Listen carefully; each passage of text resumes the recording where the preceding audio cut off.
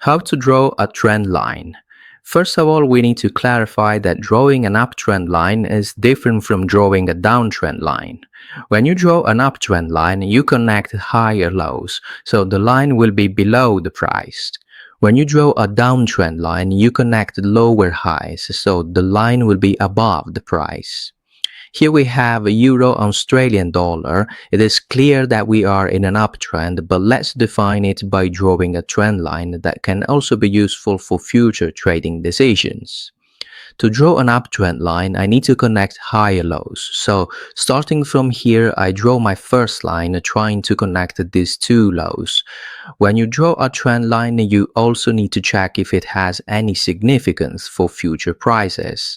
In this case, you can see that here the price crossed a bit the trend line, not that much, but here it happens again and it is even worse than before.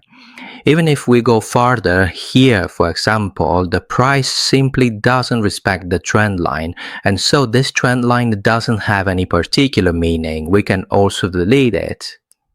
Let's try, for example, to connect these two lows. Is this trend line more significant? Let's see if the price respects this trend line. Here it breaks the trend line, and here again, and here even worse, and probably in this area the trend line worked a bit as a resistance, and at the end it worked for a small period as a normal trend line, but overall I will say that this trend line also doesn't have any particular meaning. It simply never worked and never was a good trend line. Let's try to connect these two lows here, for example. As you can immediately see, this kind of trend line is much better. Starting from here, we have a second touch here, and then many times the price tested the area around the trend line and got rejected.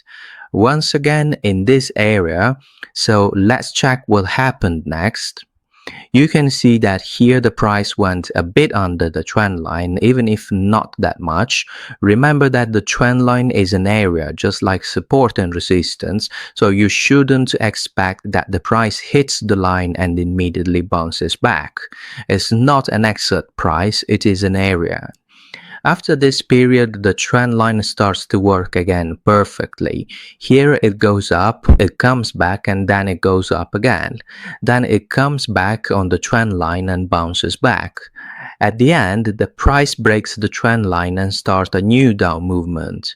So my advice is try to connect higher lows in case of an uptrend or lower highs if it is a downtrend, and check if your trend line has any significance at all. This means that after the first 2 points, there must be at least a third point that clearly respects the trend line, pushing the price back.